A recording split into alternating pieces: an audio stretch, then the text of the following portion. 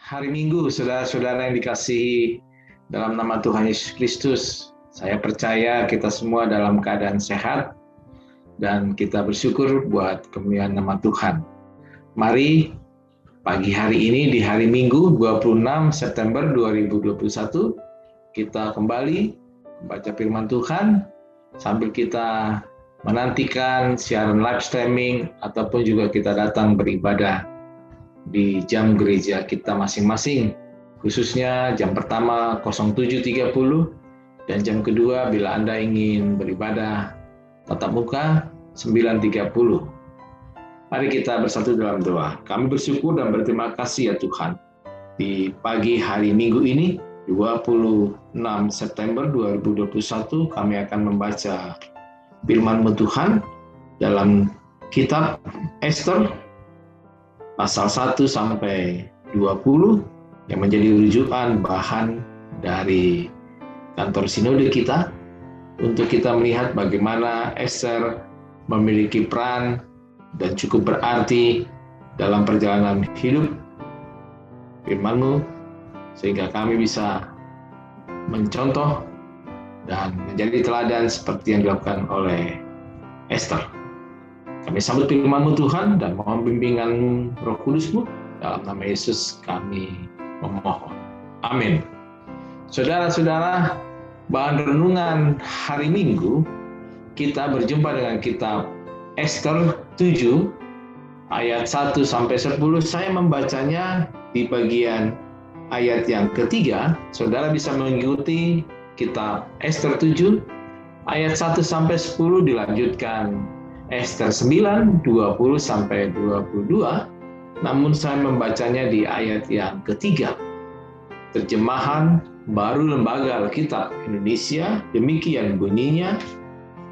Maka jawab Ester, sang ratu, ya raja, jikalau hamba mendapat kasih raja, dan jikalau baik pada pemandangan raja, karuniakanlah kiranya kepada hamba nyawa hamba atas permintaan hamba, dan bangsa hamba atas keinginan hamba. Saudara-saudara yang dikasihi Tuhan, Ester dalam bacaan kita kali ini bertemakan tentang bagaimana kegigihan perjuangan Ester membuahkan hasil. Saudara-saudara, Ester, sang ratu Ester adalah cerita tentang kekuasaan yang dipakai untuk mencegah pembunuhan massal sebuah bangsa. Dengan kekuasaan yang dimiliki, Ratu Ester berani mengungkapkan rencana busuk Haman, penjabat tertinggi kerajaan Persia yang menjadi kepercayaan Ahasweras, Raja Persia, yang kekuasaannya terentang dari India sampai Ethiopia. Nah, saudara-saudaraku, Ester adalah perempuan Yahudi, istri kesayangan Raja Ahasweras, menggantikan Ratu Wasti yang disingkirkan raja. Ia seorang Yahudi yang memilih menetap di kota Susa, di tanah pembuangan Persia, dan tidak kembali ke negerinya, yaitu kerajaan Yehuda. Nah, saudara-saudaraku, sejak kanak-kanak Ester diasuh oleh Mordekai, saudara sepupunya, yang pernah menyelamatkan ayahnya Ahasweras dari rencana pembunuhan dan kemudian diberi jabatan di lingkungan istana Persia. Haman, pejabat tertinggi kepercayaan Ahasiweras bermaksud memusnahkan Mordekai dan seluruh bangsa Yahudi. Haman ingin membunuh Mordekai karena lelaki tua Yahudi ini bersikeras menolak, berlutut, bahkan bersujud kepadanya di pintu gerbang istana. Padahal itulah perintah raja. Ia merasa dilecehkan dan dendam sekaligus. Terlalu hina untuk membunuh Mordekai saja. Karena orang telah memberitahukan kepadanya kebangsaan Mordekai itu. Jadi Haman mencari ikhtiar memusnahkan orang Yahudi, yakni bangsa Mordekai itu. Dan melalui siasat, Haman memperoleh izin Ahasiweras untuk memusnahkan bangsa Yahudi dan merampas harta milik mereka. Rencana disusun rapi, surat pemberitahuan diedarkan kepada para pihak berwenang di seluruh wilayah kerajaan Persia. Kota itu, kerajaan Persia terbentang dari India hingga Ethiopia. Dan Ahasiweras adalah seorang raja dengan kekuasaan besar, yang kaya raya sekaligus rendah hati. Mordekai mengetahui rencana Haman dan menyampaikan kepada Esther. Esther lalu berencana mengundang Haman dalam pesta perjamuan bersama raja. Ketika Ahasiweras bertanya kepada Esther, "Apakah perbuatanmu, hai Ratu Esther? Niscaya akan dikabulkan. Dan apakah keinginanmu? Sampai setengah kerajaan sekalipun akan dipenuhi." Bisa kita lihat dalam Esther 7 ayat 2. Lalu Esther menjawab bahwa ia ingin bangsanya juga dirinya tidak dimusnahkan dari kerajaan Persia. Ia meminta jangan sampai, saya ulangi, ia meminta jangan sampai genosida terjadi dalam pesta perjamuan itu. Dalam pesta perjamuan itu akhirnya rencana Haman terbongkar dan Ahasiweras menghukum Haman. Lalu titah raja, silakan dia pada tiang itu. Saya ulangi, silakan dia pada tiang itu. Esther 7 ayat 9.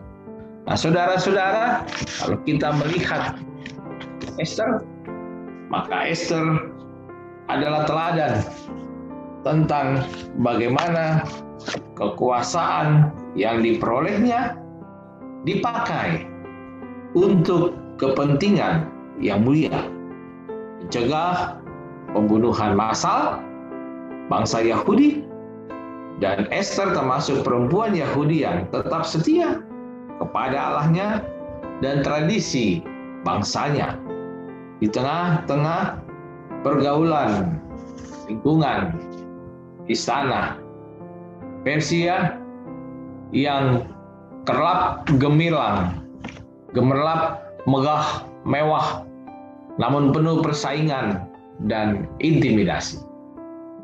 Saudara-saudara, kekuasaan dan peluang dimilikinya tidak membuatnya lupa daratan, bahkan mabuk atau dimanfaatkan untuk memperkaya diri dan memuaskan kesenangan diri sendiri. Sebaliknya, Esther memperjuangkan hak untuk hidup bermartabat, termasuk menjalankan agamanya sebagai warga bangsanya yang memilih menetap di Persia.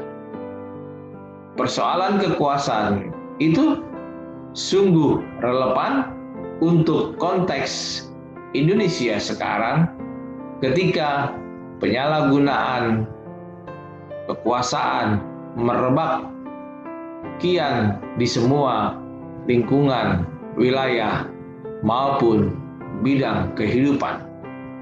Penyalahgunaan kekuasaan untuk memperkaya diri, kepentingan pribadi, berlangsung mulai dari tingkat desa sampai kepada pemerintahan atau provinsi, bahkan pemerintahan pusat. Saudara-saudara, penyalahgunaan berlangsung tanpa mengenal bidang-bidang pekerjaan.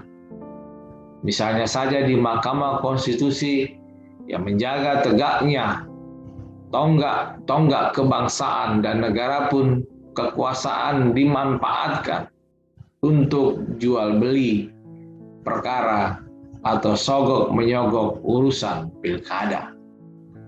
Ada lagi contoh misalnya di salah satu departemen yang mengurus hal keagamaan termasuk urusan kitab suci, korupsi berlangsung dengan angka-angka yang membelokkan bahkan membutakan mata nurani kita. Saudara-saudara, bantuan sosial dari masyarakat untuk para pengungsi, katakanlah sebut saja untuk PPKM misalnya saja, itu pun juga bisa dikorupsi. Kekuasaan di sini tidak lagi dilihat sebagai sarana pelayanan untuk memperbaiki hajat hidup orang banyak untuk kemaslahatan bersama. Nah, saudara-saudara, mengungkapkan rencana busuk petinggi papan atas ini tentu memerlukan keberanian. Tidak mudah membongkar permainan busuk yang dilakukan secara berjemaah polanya. Sejarah mencatat paling mudah bersekutu dalam permainan jahat dan kemudian meraup berbagai keuntungan dari persengkokolan itu. Ada sebutan korupsi berjamaah dan whistleblower. Korupsi berjemaah dilakukan secara pasif, terstruktur, dan bersama-sama. Whistleblower adalah pengungkapan fakta, pengungkap kejahatan yang terbungkus rapi dalam suatu konspirasi tinggi sehingga tidak diketahui. Nah, kita belajar dari tindakan Esther yang mengungkapkan kejahatan Aman dan mengungkapkan kejahatan tersebut sehingga Esther gigih menyuarakan keadilan dan berbuah kebaikan. Saudara-saudara, tindakan Esther yang mengungkapkan kejahatan Aman mengingatkan kita dengan ungkapan bijak. Kebenaran tak dapat dikalahkan. 3 hal yang tak bisa lama tersembunyi adalah 1. Matahari, 2. Bulan, dan yang ketiga kebenaran. Karena itu saudara-saudara, ketika kita mendapat jabatan, apakah itu sebagai pegawai, sebagai pendeta, sebagai majelis, sebagai warga jemaat, sebagai warga negara, jangan salah gunakan jabatan. Jabatan itu adalah amanah. Dan belajarlah dari tindakan Esther, mengungkapkan kebenaran. Kegigihannya berbuah keberhasilan. Selamat hari Minggu. Tuhan Yesus memberkati kita semua. Kita bersatu dalam doa. Inilah firman-Mu Tuhan dalam renungan hari Minggu 26 September 2021. biarlah kami sungguh-sungguh boleh belajar dan mengenal lebih banyak lagi untuk tindakan Ester, cara Ester, supaya bisa kami praktekkan dalam hidup kami, yaitu mengungkapkan kebenaran dan menyingkap kebenaran, supaya kebenaran itu memenuhi seluruh isi hidup kami.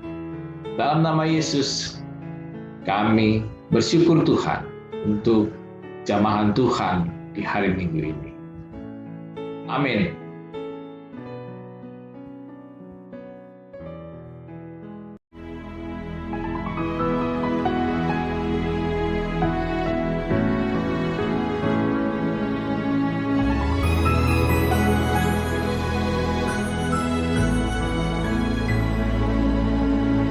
Kau Tuhan jadi andalanku, hanya Kau Tuhan yang ku percaya. Di saat aku sudah tak mampu, hanya Yesus sanggup melakukannya. Aku percaya ada mujizat. Aku percaya Tuhanku dahsyat.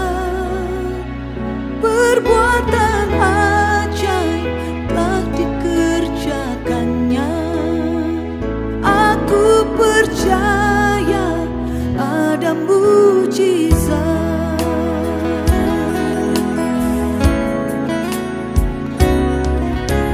Kau Tuhan jadi andalanku, hanya Kau Tuhan yang ku percaya. Di saat aku sudah tak mampu,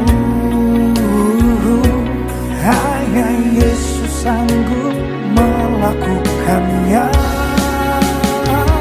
Aku percaya ada mujizat. Aku percaya Tuhanku dahsyat. Perbuatan ajaib telah dikerjakannya. Aku percaya ada mujizat. Aku percaya ada mujizat. Aku percaya Tuhanku dahsyat. Perbuatan ajaib telah dikerjakannya. Aku percaya ada mujizat.